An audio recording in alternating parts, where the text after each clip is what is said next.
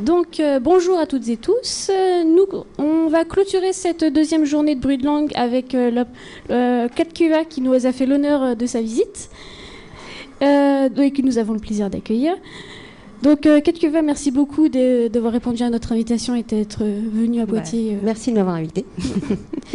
Et du coup, tu voulais lire quelques lignes pour déjà introduire ton univers et tes personnages. Alors, je vais peut-être déjà vous dire quelques mots sur Ouais. Donc j'ai écrit une trilogie qui s'appelle Les Porteurs, et c'est une trilogie qui parle d'un monde qui pourrait être le nôtre mais qui n'est pas tout à fait le nôtre. C'est un monde dans lequel les enfants naissent hermaphrodites. À la naissance, il n'y a pas de sexe attribué, les enfants sont neutres. Et cette nouvelle société s'est organisée autour de cette particularité. Et donc les enfants, jusqu'à l'âge de 16 ans, sont élevés sans différence de sexe. Ils sont neutres, ils ne savent pas ce que c'est être une fille ou un garçon. Et par contre, à 16 ans, on va leur demander de choisir. Est-ce qu'ils veulent devenir adultes femmes ou adultes hommes? Donc il y a toute une cérémonie, il y a une espèce de baptême et voilà, toute une période où les enfants doivent faire leur choix. Enfin, les enfants qui sont des ados doivent faire leur choix. Et suite à ce choix, ils vont être transformés, leur corps et leur façon d'être dans la société, pour devenir sexués, devenir hommes et femmes. Donc Les Porteurs, ça raconte l'histoire d'un de ces personnages qui est ado, qui va arriver bientôt à ses 16 ans, donc il s'appelle Matt. Matt, il a choisi d'être garçon. Dans 2 mois, il va avoir sa Césa. La Césa, c'est la cérémonie pendant laquelle ils doivent dire s'ils veulent choisir d'être homme ou femme, de se développer en tant qu'homme ou femme. Et donc, Matt, il a choisi, il sait que dans 2 mois, il deviendra un homme. Et simplement, le destin lui apporte une autre surprise, c'est que lui, il va découvrir qu'il n'est pas comme tout le monde et il est porteur d'une déficience génétique qui fait qu'il ne pourra pas se sexuer. Il va rester neutre très longtemps et évidemment, ça va bouleverser tout son plan de vie, tout ce qu'il avait prévu, les projets, sa copine, ses études, et il va donc se retrouver dans la peau de quelqu'un qui est un peu exclu et qui est un peu différent. Et on va découvrir dans la trilogie ce qui se cache derrière sa maladie. Donc c'est un porteur, mais en fait les porteurs sont pas tout à fait ce qu'on raconte. Et en fait, sa soi-disant maladie cache en fait un secret d'État qui va révéler le fonctionnement vraiment profond de cette société qui a pris en main en fait tout ce qui concerne la procréation, donc à la fois la reproduction et la transformation des corps, pour répondre à un problème de santé publique au départ. Et donc, pour vous mettre un petit peu dans l'ambiance de cet univers, voilà, je vais vous lire un petit extrait. On est descendu dans la rue avec Julien, comme tout le monde, et on est resté là, immobile et sérieux, en attendant que l'alarme s'arrête. Je comptais les secondes pour décrocher de ce hurlement strident qui me semblait interminable. Il a encore fallu patienter en écoutant le discours du maire, retransmis par les haut-parleurs.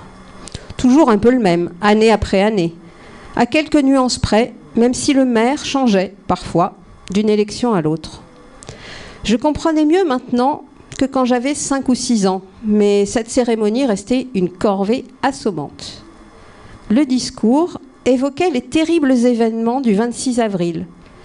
L'explosion de la centrale, les pollutions radioactives qui avaient touché indirectement l'humanité tout entière par l'irradiation de l'eau et de l'air. Le bouleversement des bases de l'ancienne humanité quand étaient nés en masse les premiers bébés hermaphrodites et que plus aucun nouveau-né sexué n'avait vu le jour. Le discours prenait ensuite des accents triomphants pour rappeler le formidable sursaut qui avait resserré les liens fraternels des peuples et réussi à transformer cette catastrophe en nouvelle chance pour l'espèce humaine. La catastrophe avait permis la construction de la néo-société.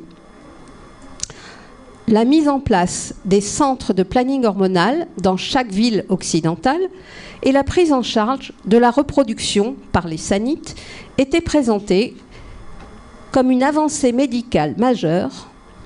Le discours se concluait en réclamant 1 minute de silence en mémoire du basculement de notre civilisation qui avait failli coûter la vie à tous les êtres vivants de la planète. Donc en fait, ce qui s'est passé, c'est que l'humanité avant était comme nous. Les gens naissaient sexués. Il y a eu une grande irradiation qui a fait que des bébés ont commencé à naître sans sexe. Et la société a bien dû se réorganiser avec cette donnée-là. Donc ça a été, vous imaginez, un peu compliqué.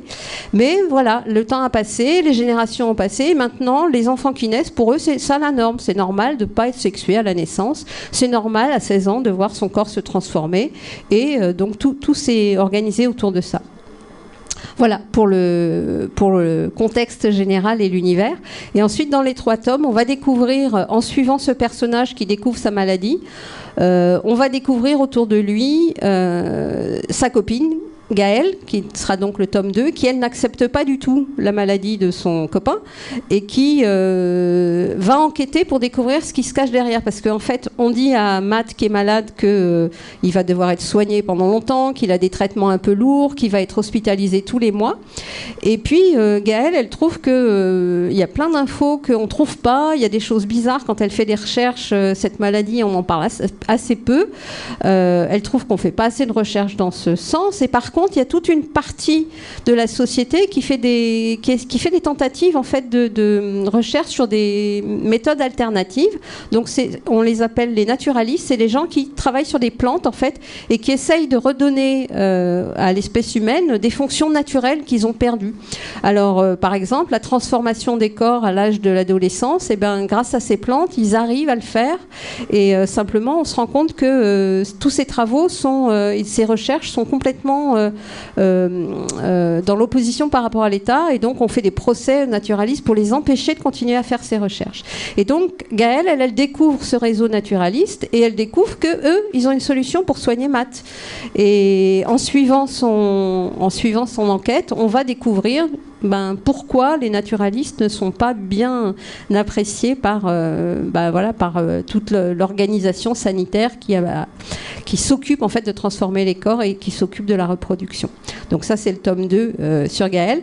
Et le dernier tome, c'est Lou. Lou, c'est un naturaliste. C'est en fait le fils de la femme qui a monté ce mouvement. Et lui, depuis toujours, il a été élevé dans cette comment dire, c'est une sorte de résistance à la société. Donc c'est des gens qui sont un peu en décalage et comme ils sont très militants, qui sont toujours en train de s'opposer aux règles et aux normes établies, lui il a eu une vie un peu parallèle, un peu pas intégrée et puis il a fait avec parce que c'était sa mère et qui suivait et puis il est devenu adulte et une fois devenu adulte il est devenu aussi un peu rebelle et on va découvrir par sa rencontre avec Matt, il va initier Matt en fait à toutes ces autres formes de pensée qui ne sont pas celles de l'État, qui ne sont pas celles de la santé la technique biologique en fait. Eux, ils sont plutôt sur un courant très retour aux sources, on va dire, retour à des choses plus naturelles. Et la rencontre de Matt et de Lou va bouleverser profondément, alors je ne vais pas vous spoiler toute l'histoire, mais va bouleverser profondément tout ce qui est établi et tout le fonctionnement de la société, sans que ce soit leur idée au départ, mais voilà, ça va évoluer dans ce sens-là. Voilà. Merci pour cette présentation. Est-ce justement dans votre roman vous traitez de beaucoup de sujets qui sont dans notre actualité, par exemple la bioéthique, les questions de genre et de sexe, la privatisation du vivant. Est-ce que justement cette saga est née de cette volonté de traiter ces thèmes ou est-ce que c'est par exemple vous aviez un personnage en tête ou déjà une histoire? Alors c'est né d'une manière très rigolote. En fait, tout simplement, je dînais un soir avec des copines. On était en train de parler de ce que le fait d'avoir eu des enfants avait changé dans notre carrière professionnelle. Et on en est arrivé à se poser la question, mais si on avait eu à choisir entre ne pas avoir d'enfants et être plus libre au niveau de notre carrière professionnelle, ou faire ce qu'on avait fait, à savoir prendre du temps pour élever nos enfants et du coup mettre un peu en sourdine notre carrière, qu'est-ce qu'on aurait choisi? Bon, on a débattu, on a passé la soirée en picolant du pinard pour savoir au final ce qu'on allait décider. Et puis, simplement, en rentrant chez moi, la question m'a tourné dans la tête parce que moi, j'ai été élevée dans une société où les femmes s'occupaient des enfants et ça m'a effectivement posé des questions dans mon travail. Mais en même temps, j'ai pas vraiment choisi de rester chez moi. Je me suis beaucoup investie dans mon travail. Je me suis souvent en déplacement. Donc, j'ai eu à gérer en fait une sorte de partage entre ma vie professionnelle qu'on disait un peu trop extérieure et le fait que ma vie à la maison, je la mettais un petit peu avec moins d'importance que la majorité des femmes.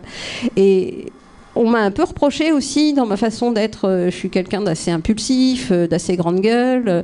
Et du coup, on me disait mais toi, t'es un peu trop, tu te conduis un peu trop comme un homme. T'es un peu trop viril, quoi. Et moi, ça me posait question. Mais du coup, je me disais, j'ai beaucoup réfléchi à cette question de c'est quoi être viril, c'est quoi être une femme, c'est quoi être un homme, est-ce que c'est nos corps qui nous définissent, est-ce que c'est la société qui nous donne un rôle, et la discussion avec les copines m'a vraiment envoyé sur ça. J'ai continué à y penser, et au bout d'un moment je me suis dit mais il y a tellement de choses à dire, là j'ai la matière d'un roman, et donc je me suis dit il faut que j'écrive à ce sujet parce que j'avais vraiment plein d'idées. Et derrière ça il y a aussi toute la question qui a surgi très vite parce que nous, maintenant, la société d'aujourd'hui interroge beaucoup la place du genre, les transformations sexuelles. On voit des gens qui font des changements de sexe. Et donc, on voit que... Et puis, bon, aussi tout ce qui est affinité sexuelle, l'homosexualité, toutes ces questions sont en train d'être remises en question par notre société occidentale, en tout cas.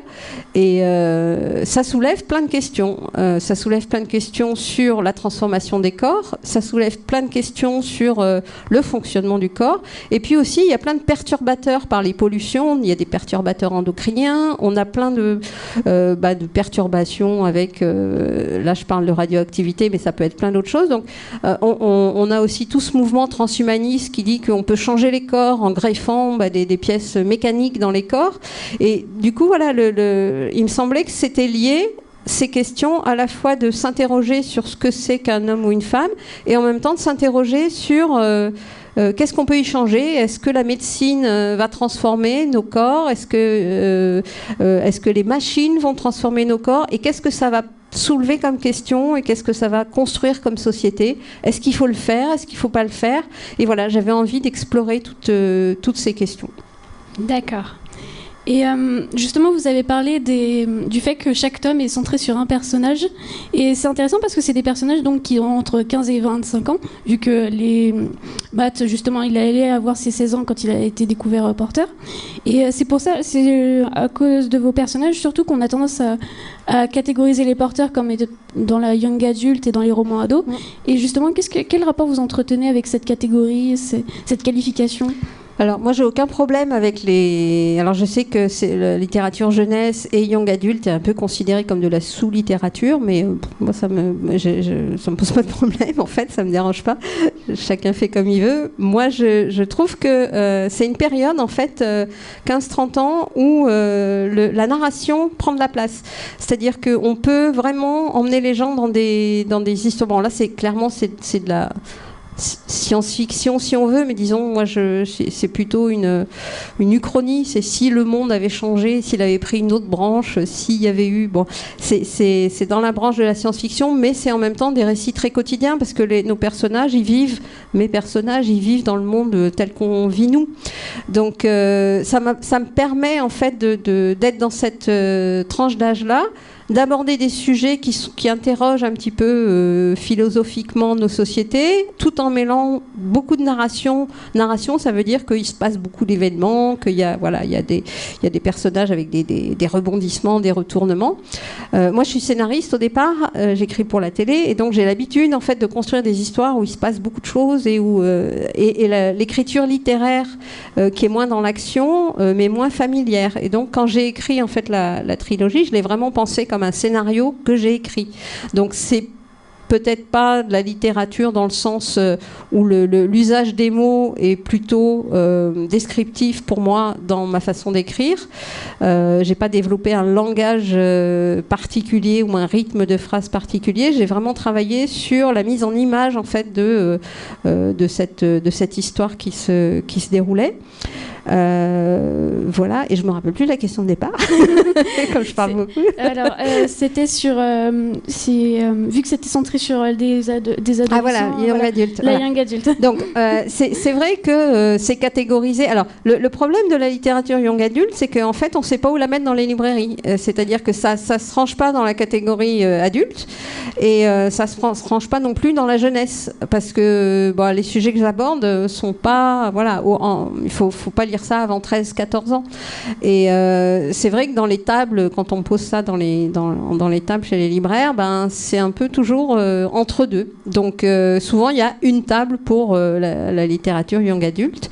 Mais moi ce que j'ai vu, c'est que j'ai des retours en fait de mes lecteurs, et souvent c'est lu par les parents aussi, parce que le sujet en fait parle de ce que c'est qu'être un homme, une femme, et il y a pas mal d'adultes que ça intéresse, et il y a aussi pas mal d'adultes qui lisent de la littérature young adulte parce qu'ils aiment bien ce côté narration très poussé. En fait, le fait d'être dans des univers pas réalistes, ça leur plaît. Et il y a aussi toute une catégorie d'adultes qui sont très portés sur ce... Alors, après, la question que ça pose, c'est comment parler à ses lecteurs et où les trouver, parce que pour l'instant, la littérature, elle est vraiment... l'édition, elle est vraiment organisée entre édition jeunesse et édition adulte. C'est pas les mêmes éditeurs, par exemple. Et la littérature young adulte, il y a un peu un trou. Alors, les éditeurs s'y mettent parce qu'ils voient qu'il y a un vrai public. Honnêtement, c'est vraiment un moment où les gens lisent beaucoup. Donc, ça fait beaucoup de ventes et les éditeurs, ça les intéresse d'aller vers ça. Avant, la littérature jeunesse, c'est plutôt les parents qui sont prescripteurs et qui achètent des bouquins pour leurs enfants. Mais vraiment, là, entre 13 et 30, c'est des gens qui vont acheter leurs bouquins tout seuls, quoi, et ce qui leur plaît. Et ils sont très demandeurs. Ils lisent beaucoup. Enfin, en tout cas, il y a une catégorie de la population qui lit beaucoup. Et après, la littérature adulte, c'est d'autres formes, c'est d'autres éditeurs. Donc, je pense que c'est en train de s'installer dans le paysage. Bon, ça fait déjà un petit moment, mais ça nous vient plutôt des anglo-saxons qui ont, eux, pas de question de ce genre. Mais c'est vrai qu'en France, ça reste une catégorie qui n'est pas super valorisée. Et j'ai une anecdote rigolote avec ça, c'est qu'il y a des auteurs qui écrivent pour la jeunesse et puis qui à un moment se mettent à écrire pour adultes. En fait, quand on commence, enfin moi en tout cas quand j'ai commencé à écrire, je me suis pas dit j'écris pour un tel ou pour un tel. J'avais une histoire et je l'ai racontée. Et puis quand je l'ai envoyé, au départ je l'ai envoyé à des éditeurs adultes et ils m'ont dit c'est vachement bien mais il faut l'envoyer à des éditeurs jeunesse. J'ai dit ah bon ok, je savais pas. Donc j'ai fait ça. Et simplement donc cette histoire d'un auteur qui avait écrit je sais pas 4-5 bouquins en littérature jeunesse puis qui écrit un roman pour adultes et l'éditeur, donc il trouve un éditeur et l'éditeur présente son roman comme un premier roman. Alors là évidemment ça interroge parce que c'est pas son premier, c'est son 5e et ça veut dire que la littérature jeunesse n'existe pas et n'est pas considérée comme un roman. Alors évidemment l'éditeur qui avait édité les 4 premiers, il est monté au créneau, il était pas content comme si son travail à lui ne valait rien et puis l'auteur aussi, c'est quand même particulier de se dire que on ne commence à être reconnu comme un écrivain que si on écrit pour les adultes. Bon voilà, c'est une anecdote sur le young adulte. Mais moi, ça ne me pose pas de problème. Ah bah tant mieux alors. Justement, vu que vous avez mentionné que vous avez été scénariste, alors oui, vous avez eu en quelque sorte plusieurs vies. Vous avez étudié l'histoire de l'art, vous avez été informaticienne, vous avez travaillé vous avez été scénariste de jeux vidéo et de courts-métrages, et puis vous avez fait des études dans le cinéma. Et justement, alors cette espèce de multiplicité de parcours, vu que dans votre trilogie, on retrouve plusieurs parcours en fait. C'est une saga qui est polyphonique.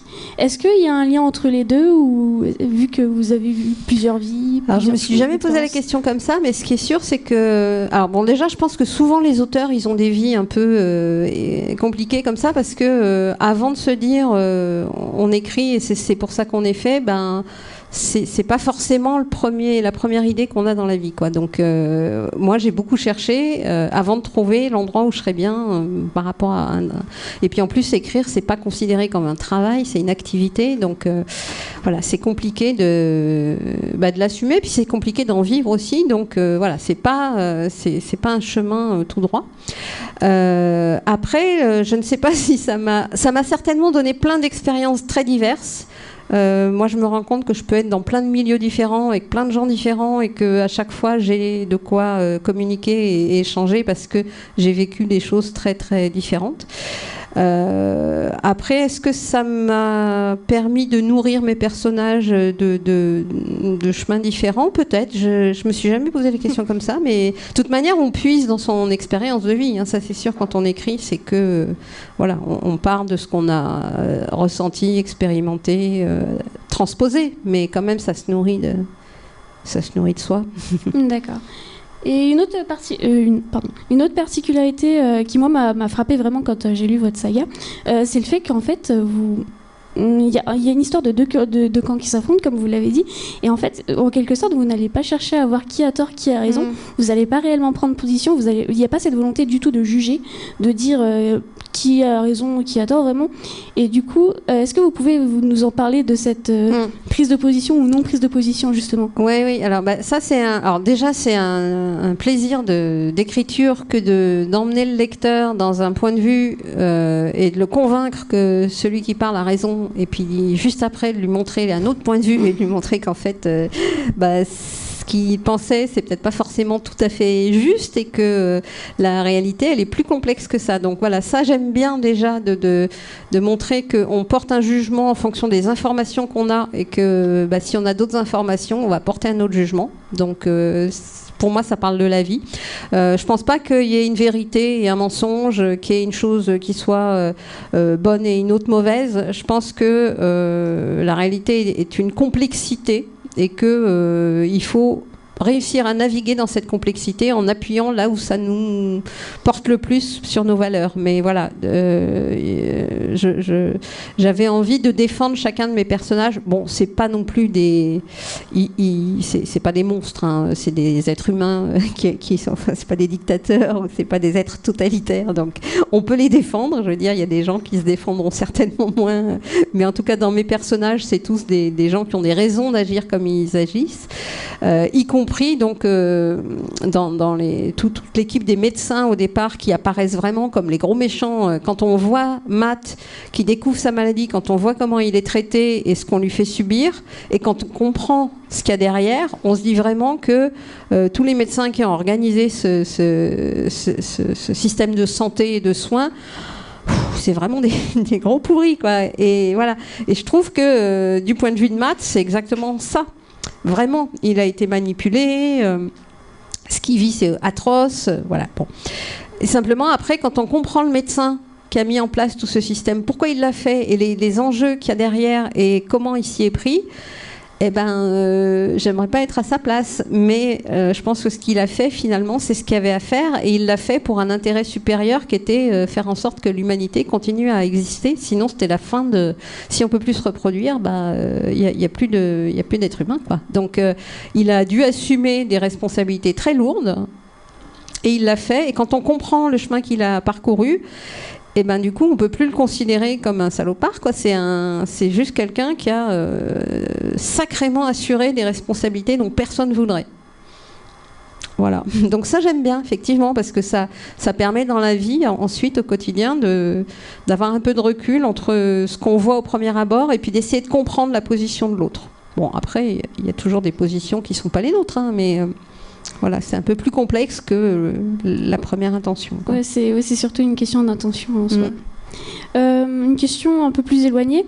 Durant la rédaction des Porteurs, est-ce qu'il y a des œuvres, des auteurs qui vous ont marqué, qui ont influencé votre écriture, vous pensez? Ou même des autres œuvres artistiques?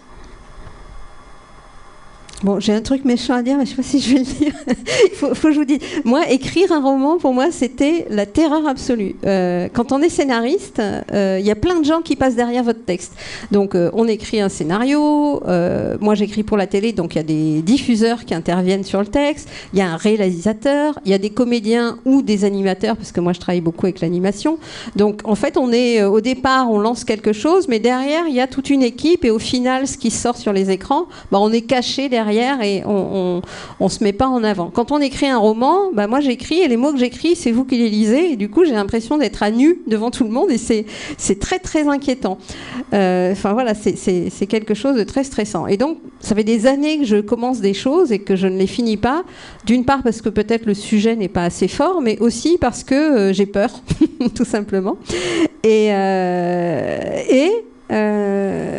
parce que je trouve que ma manière d'écrire est pas littéraire et que moi j'écris des histoires mais j'écris pas de la littérature et voilà, pour moi il y a une sorte d'aura comme ça de l'écrivain qui m'impressionne trop et je me considère pas comme voilà, comme un écrivain, je me considère comme un raconteur d'histoire.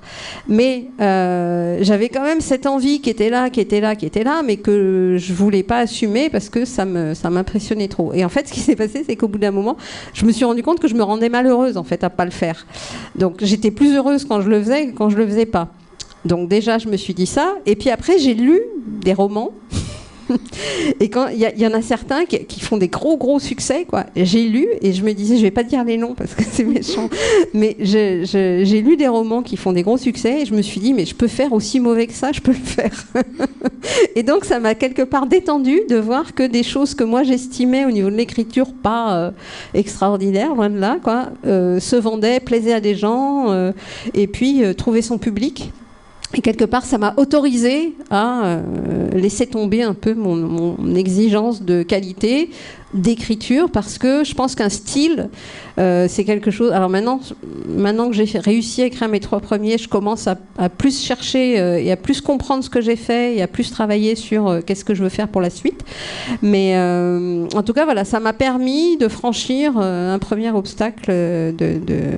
Donc, j'ai lu des choses, mais pas forcément qui m'ont inspiré pour écrire, mais plutôt qui m'ont détendu pour écrire. C'était ça.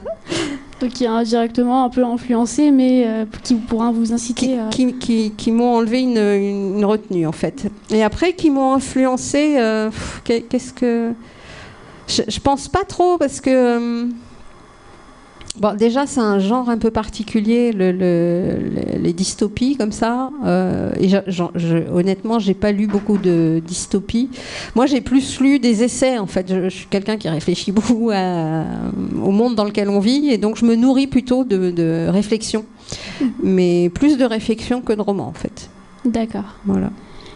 Bon, je peux dire, mais ça n'a absolument rien à voir, parce que je m'en suis pas inspirée du tout, mais je suis une grande fan de Kundera.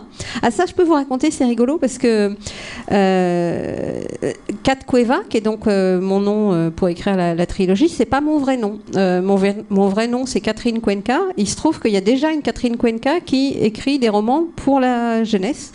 Et quand j'ai présenté ma trilogie, ben, je me suis rendu compte que je pouvais pas éditer sous mon nom, parce qu'il était déjà pris. Et déjà bien installée, parce que Catherine Cuenca a déjà écrit beaucoup de romans. Et donc, j'ai dû trouver un pseudo. Et alors, je vous dis pas la galère que c'est de trouver un pseudo. C'est de trouver quelque part une autre identité dans laquelle on se sent bien, qui nous ressemble. Et puis, quand on appelle Kat Cueva, il faut que je me retourne. Il y a un côté s'approprier comme ça, une double vie qui est pas facile. Et en fait, le cas de Cueva, c'est justement parce que je suis une grande fan de Milan Kundera. Et que justement c'est de la littérature philosophique et que c'est quelqu'un qui m'a beaucoup porté sur comment à la fois raconter des histoires mais en même temps vraiment interroger le monde et voilà, c'est en hommage à Kundera que j'ai choisi le cas de Cueva. Voilà, c'est une petite anecdote mais je n'ai absolument rien à voir avec son écriture. Voilà, je m'en inspire. Et justement, vu qu'on est dans les anecdotes, est-ce que vous pouvez nous parler de l'aventure éditoriale que ça a été justement pour publier Les Porteurs ? Oui, ça c'est très drôle aussi. Donc, comme je vous le disais, j'avais très peur d'écrire. Ce que j'ai fait, bon aussi, j'avais très peur d'écrire et c'est aussi énormément de travail, de temps à passer à écrire.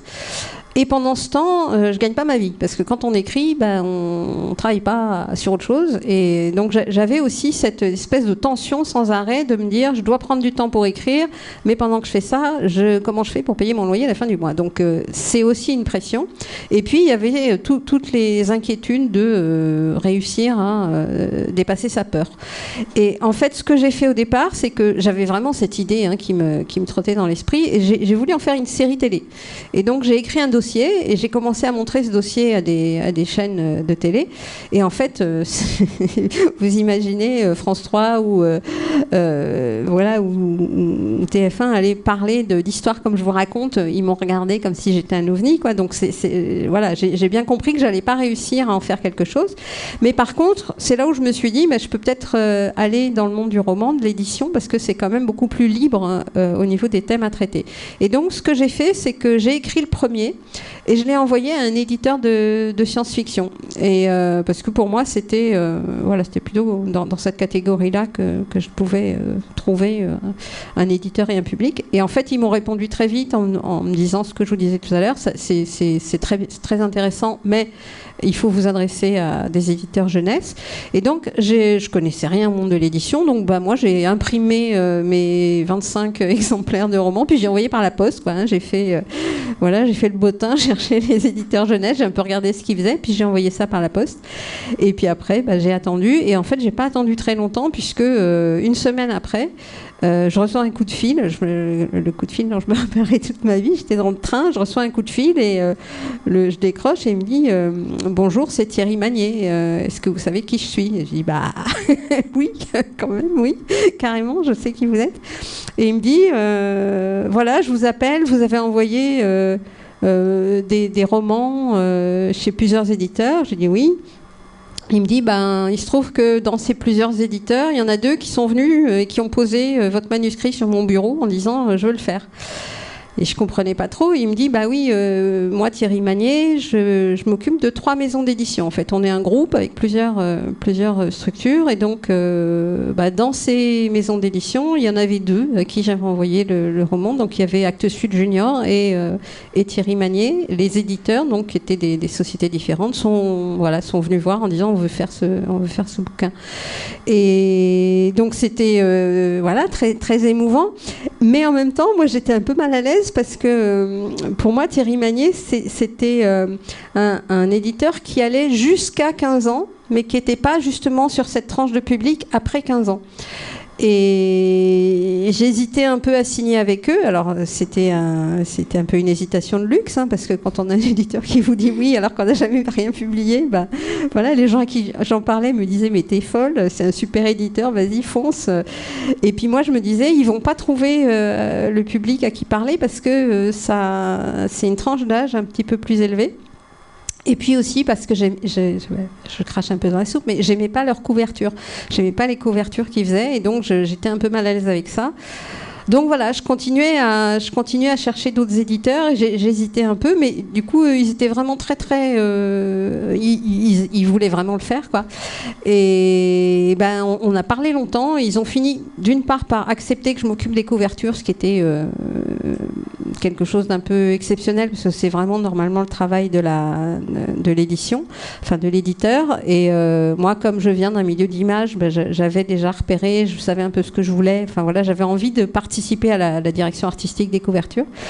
Et puis ils ont accepté. Et puis il se trouve que le rapport qu'on a eu était vraiment chouette. Entre-temps, j'ai eu des retours d'autres éditeurs qui me disaient oui, mais il faudrait changer ci, oui, mais ça va pas, oui, mais ça, il faudrait le traiter comme ça. Ça me faisait pas trop envie, ce qu'ils me demandaient. D'autres qui m'ont dit c'est pas assez mûr pour nous, il faut encore retravailler et on n'a pas le temps de le faire. Donc voilà, j'ai eu plusieurs retours. Et puis au final, je suis partie avec Thierry Magnier, et puis je le regrette pas parce que c'est des gens géniaux et que j'ai eu une aventure éditoriale avec eux qui a été vraiment je crois que je suis tombée sur un excellent éditeur sans le savoir parce que j'étais un peu naïve et débutante, mais voilà, en discutant après avec d'autres auteurs, je me suis rendu compte que j'avais un sacré coup de chance, quoi. Et du coup pour déboucher à ces trop bons romans. Oui, il y a aussi une chose que je voulais vous demander. Vous êtes très proche de votre lectorat, notamment par les réseaux sociaux. Est-ce que pour vous, c'est vraiment important, c'est particulier Bah ça, c'est génial. Hein. Les réseaux, ça change vraiment complètement le rapport à... Alors, encore une fois, en tant que scénariste, moi, je vois jamais le public. Il y a toute une équipe et puis voilà, je ne sais pas qui regarde ça. Et là, ce rapport direct entre les mots et le lecteur, c'est déjà quelque chose de très proche, enfin de très direct.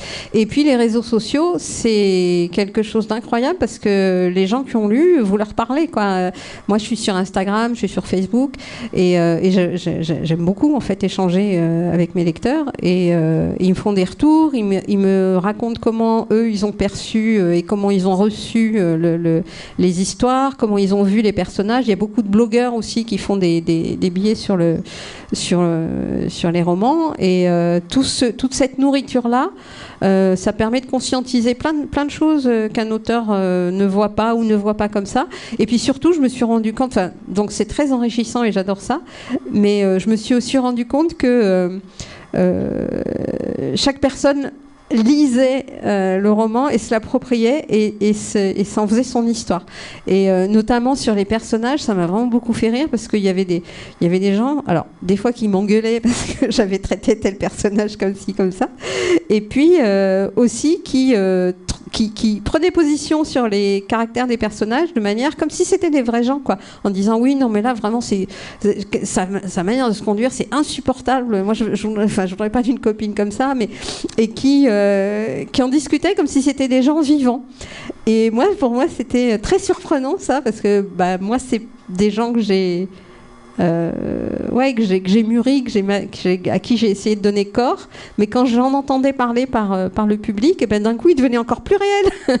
Et ça, c'est une super expérience. Donc, les réseaux sociaux, c'est vraiment extra. Après, il y a aussi tout ce côté, on s'est rencontrés comme ça aussi. Il y a ce côté, se donner rendez-vous sur les salons. Donc, on échange sur Internet, mais après, on se retrouve dans les salons, dans les festivals, et c'est comme un rendez-vous, quoi. C'est-à-dire qu'on a commencé à se parler sur Instagram, et puis après, on se voit en vrai, et il y a quelque chose de très chaleureux. Et pour un auteur qui écrit tout seul dans son coin, moi, j'habite dans les montagnes, dans un petit village, donc je suis dans mon canapé, je regarde la nature, et je suis coupée du monde, quoi.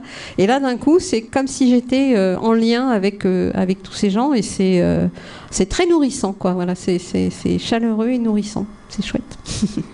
Et du coup, dernière question, on s'éloigne un peu des porteurs, et est-ce que vous pouvez nous parler justement du projet sur lequel vous travaillez en ce moment ?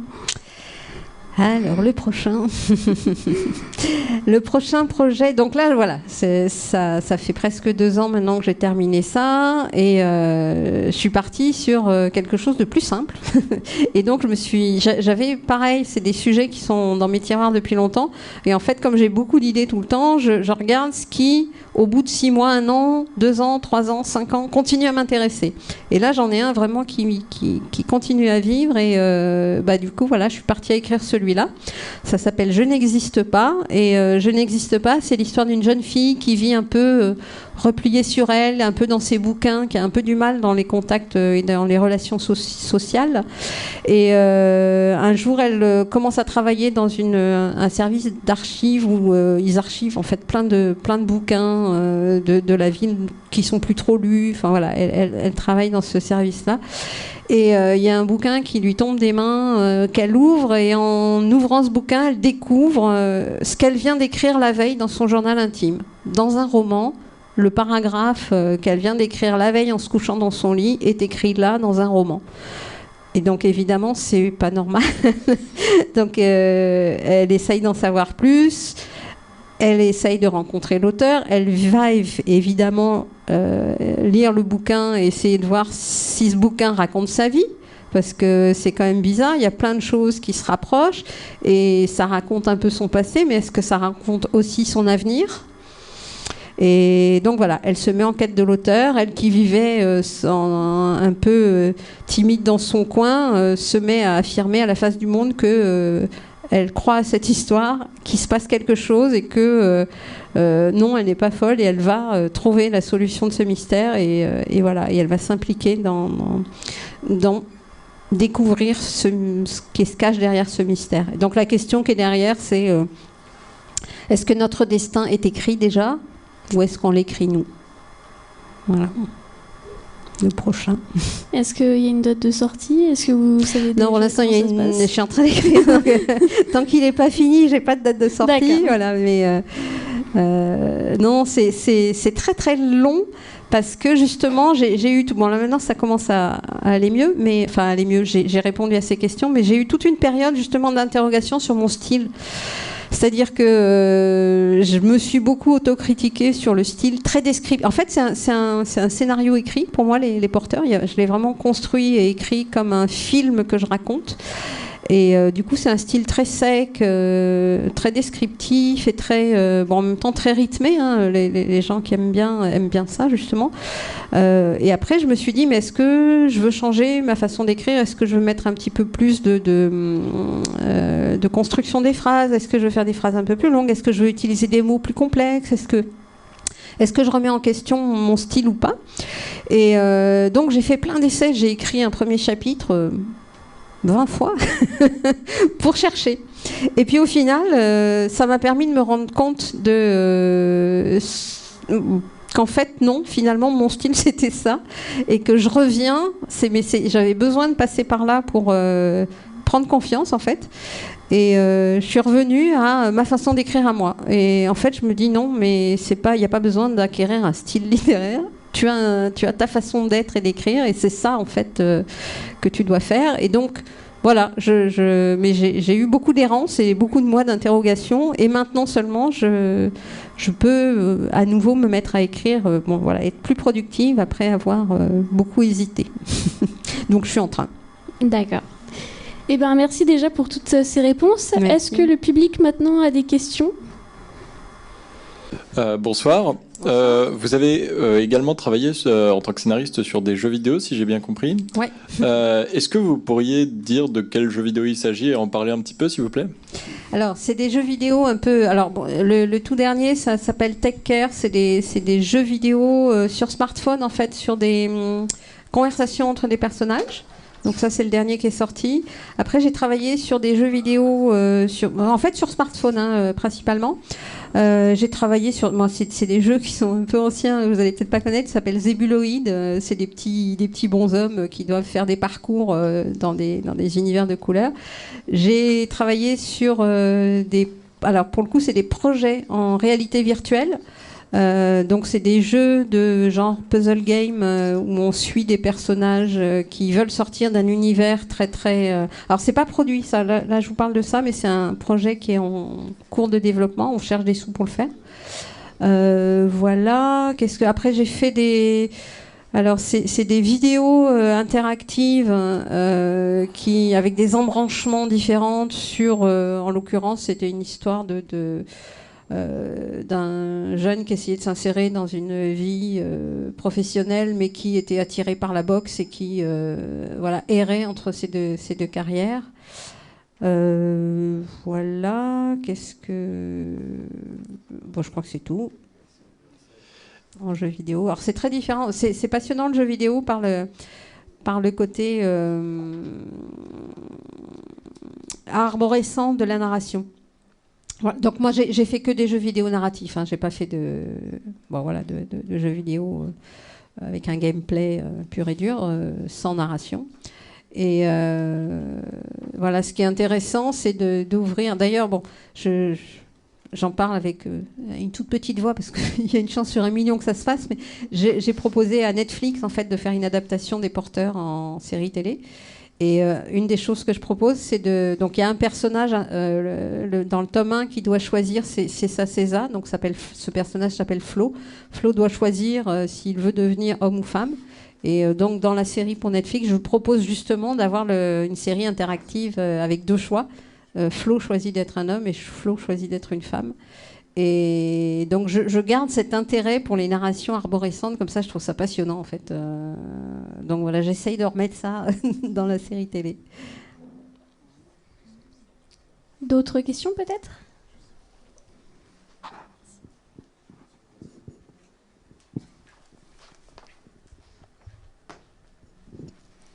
D'abord, merci pour cette présentation. Je parle un peu fort. Moi, je voulais revenir en fait sur le genre en fait ce young adult. Comment on fait en fait, parce qu'il y a une longue discussion déjà dans le livre jeunesse. Est-ce qu'on écrit pour une tranche d'âge ou est-ce que c'est plutôt une décision commerciale en fait de présenter les livres pour tel ou tel âge? Il y a des auteurs ou autrices qui défendent plus une ouverture. Moi, si je crée un conte, par exemple, ça s'adresse pas forcément à un enfant. Des fois, l'enfant doit être accompagné dans sa lecture. Ça, c'est autre chose. Parce qu'il peut y avoir un vrai souci. Comme on avait vu hier avec Yann Fastier, il fait des albums qui peuvent être aussi lus, mais d'une autre manière par des adultes, parce qu'il y a des choses ou des questions dedans qui interrogent tout le monde, et pas seulement une certaine tranche d'âge. Et d'autres défendent plutôt, ah non, ça, on ne peut pas donner à tel âge parce qu'il faut être plus mûr, il faut avoir déjà lu, ou des trucs comme ça. Donc il y a un mélange en fait entre les deux, entre un esprit ou plus une stratégie commerciale et peut-être un vrai souci en fait d'éducation ou de bien-être en fait du lectorat auquel on s'adresse. Donc comment vous vous installez en fait dans cette tranche en fait avec votre trilogie Les Porteurs et aussi avec les jeux, tout ce que vous faites là, est-ce que vous pensez vraiment que ça s'adresse uniquement à ce public en fait, il y a plusieurs... Il y a deux questions. La question, c'est est-ce qu'on peut faire lire ou faire découvrir des œuvres à tout public en fonction du contenu? Donc, moi, j'ai tendance à dire que non. Les Porteurs, par exemple, ça interroge la sexuation. Est-ce que je suis un homme? Est-ce que je suis une femme? Ça interroge le genre. Ça pose des questions vraiment sur la sexualité et je pense que c'est pas des questions qu'on peut aborder avant, je dirais, 13 ans, parce que ça risque de poser des questions que les enfants se posent pas. C'est-à-dire que c'est pas la peine de leur compliquer la vie en mettant des informations qui ne correspondent pas à leur questionnement. Donc moi, j'aime bien répondre aux questions quand elles se posent, mais créer des problèmes avant que les questions existent, voilà, je trouve que c'est pas une bonne idée. Donc, en l'occurrence, pour Les Porteurs, après, il y a des gens qui sont plus ou moins mûrs, mais disons 13-14 ans, pour moi, faire lire ça à un gamin de 12 ans, sauf s'il est super accompagné par sa famille, par ses parents qui ont vraiment envie de lui faire partager des questions comme ça, mais bon, c'est particulier. Donc je pense qu'il faut attendre qu'on soit dans un âge où la sexualité commence à se manifester pour pouvoir aborder ces thèmes-là. Donc ça, c'est une première chose. Quand j'écris pour les enfants, donc j'écris des dessins animés, par exemple, pour les petits, il y a vraiment des tranches d'âge, et ça répond simplement à des questions de développement de l'attention d'une part, du rythme. Et donc voilà, il y a des tranches d'âge parce qu'il y a des capacités d'attention ou de contenu plus ou moins adaptées selon les âges. Et après, je pense qu'au final, quand on écrit un roman, on se pose pas... Je pense que la plupart du temps, on ne se pose pas la question à qui on s'adresse. Vraiment, on raconte ce qu'on a raconté. Et c'est plutôt le monde de l'édition et peut-être la distribution. Enfin, c'est la structuration en fait, du secteur qui fait qu'à un moment, on doit mettre ça sur une étagère. Et quelle étagère on va poser ce bouquin? Est-ce qu'on va le poser sur l'étagère jeunesse? Est-ce qu'on va le poser sur l'étagère adulte? Et donc, la question... Et moi, ce que j'en ai compris, c'est qu'en fait, ils regardent l'âge des protagonistes principaux. Et que ça déduit le public à qui ça s'adresse. Je ne suis pas archi d'accord, parce que pour moi, encore une fois, les sujets que j'aborde là, c'est vraiment... Bon, en plus, on n'en a pas trop parlé, mais il y a des sujets assez politiques aussi, hein, notamment dans le tome 3. Et pour moi, c'est des sujets de société qui concernent aussi bien les adultes. Voilà, j'interroge vraiment... le fonctionnement démocratique en fait et les lobbies et l'influence de l'argent dans la santé. Enfin voilà, il y a vraiment des questions de société qui sont clairement des questions d'adultes, hein. Mais c'est ouvert et celui qui lit ce qu'il veut à l'intérieur de ça. Et moi vraiment j'ai eu des retours d'adultes qui ont lu et qui trouvaient ça très bien, mais ils l'ont piqué à leurs enfants parce que c'était présenté dans la catégorie jeune adulte. Mais voilà, je ne sais pas si ça répond à votre question. Mais... À moitié. À moitié. Alors c'est quoi l'autre moitié? Parce que l'autre moitié, donc là vous avez abordé l'aspect en fait de peut-être on pourrait dire maturité en fait du lecteur, de la lectrice à qui on s'adresse. Mais il y a un autre aspect qui est souvent discuté aussi, c'est le côté protection. Donc il y a cette fameuse scène, je ne sais pas si vous connaissez le film Plus belle la vie de Roberto Benigni, où il y a cette scène du père qui cache en fait le tas de cadavres devant l'enfant. La vie est belle. La vie est belle, oui. Ouais, plus belle la vie. C'est autre chose. La vie est belle. Donc là, on a en fait c'est une position. Donc il faut cacher ou il faut protéger les enfants des horreurs qui nous entourent. Et d'autres disent au contraire. Non, évidemment, on peut leur cacher des choses, mais il vaut mieux qu'ils les voient avec nous que tout seul. Donc il y a deux positions. Et je pense aussi, pour le sujet, là, ça dépend, en fait, peut-être ça dépend de la thématique. Parce qu'il y a des livres jeunesse qui traitent, par exemple, la mort, où on pourrait dire aussi, mais un enfant, qu'est-ce qu'il a à faire avec ça? C'est loin de lui. Mais la mort est omniprésente autour de nous. Elle peut être présente aussi dans la famille. Donc c'est là, par exemple, c'est une question qui se pose dès le plus jeune âge. Il n'y a pas de tranche d'âge pour ça. Moi, je pense qu'on peut parler de tout. Après, ça dépend comment on en parle. Moi, je sais que la façon que j'ai eu de parler de la sexualité et du genre et de la sexuation faisait qu'on ne pouvait pas mettre ça dans les mains de tout le monde. Mais si j'avais voulu m'adresser à un public plus jeune, j'aurais pu dire la même chose, mais j'aurais pas traité la chose de la même manière. C'est-à-dire que je pense qu'on peut parler de la mort à des tout petits. Je pense qu'il n'y a pas de sujet tabou et qu'au contraire, il faut... Mais par contre, les mots qu'on va employer, les situations qu'on va mettre sous les yeux des gens, des enfants, il faut les doser parce qu'il ne faut pas non plus les traumatiser. Et il faut un accompagnement. Et donc, le problème aussi, c'est ce que je disais, il y a des lecteurs qui peuvent le lire plus tôt s'ils sont accompagnés par leurs parents. Mais quand on est seul face à un bouquin, il faut faire attention à est-ce que la personne qui est en train de lire, ça ne va pas la déstabiliser, quoi, voilà. Moi, honnêtement, je parle de changement de sexe, puisque les gens... Alors, ce n'est pas des changements, mais c'est passer de neutre à sexué. J'ai pas envie que des gamins qui lisent ça à 12 ans commencent à se dire « Ah, mais alors du coup, je suis une femme, mais peut-être que je pourrais devenir un homme. » Si ça vient de lui, parce que c'est dans sa nature, c'est très bien, mais ça sort de lui. Par contre, si ça rentre par la tête et que ça commence à le perturber, parce qu'il se dit « Ah, mais du coup, je peux choisir ça et ça va être marrant parce que mes copains vont me regarder un peu bizarrement et ça me plaît. » Donc voilà, moi, c'est juste ça. Je pense qu'on peut parler de tout, mais accompagné ou au bon moment. Voilà.